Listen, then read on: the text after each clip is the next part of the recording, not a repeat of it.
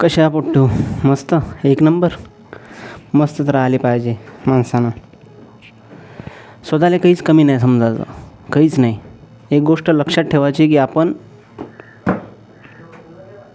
आपणच फक्त एकटे आहो असे की जे या दुनियेतनी टिकून आहे असं समजून चालायचं.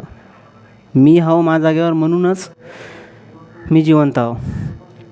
या भावनेनं जर राहिलं ना तुम्ही तर सगळ्या गोष्टी पार करू शकता. तुम्ही सगळे संकट पार करू शकता.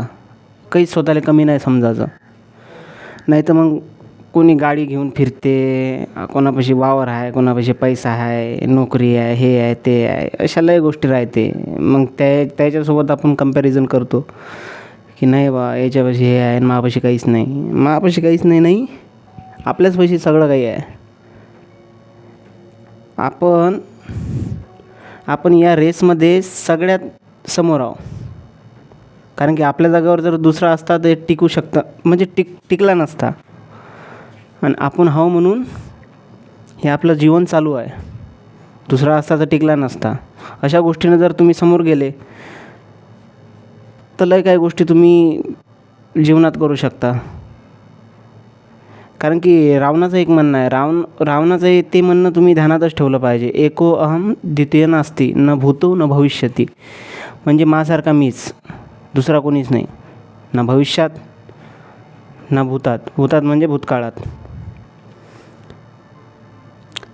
ते अहमभाव राहते ना आपला, एक मीच हवा असा, तर ते कसं आहे, ते लय गोष्टी आपल्याला म्हणजे लय जागेवर आपल्याला समोर नेते. अहमभाव, मीच, जिथं तिथं मीच. कारण की कसं आहे माहीत आहे, प्रत्येकजण तुम्हाला खालचं ठरवायला पाहिजे. हे असं आहे, हे तसं आहे, याच्यापाशी नोकरी नाही आहे, काही नाही आहे. पण ते आपल्याला माहीत राहते आपण काय करू राहिलो ते. तर असं ध्यानात ठेवा तुम्ही की कुठंही गेलं तरी मागं नाही पडलं पाहिजे. ना बोलण्यात ना चालण्यात, कायच्यातच नाही. तर ह्या गोष्टी जर समजल्या माणसाले तर लय काही होते आपल्या जीवनात. फक्त कमी नका समजू कोणाले नाही, आपल्याले. तसं तर दुसऱ्याला कमी नाही समजायचं, पण स्वतः आहे पण की बा ते मोठा आहे मी लहान आहे, तसं नाही. बस एवढं सांगायचं होतं.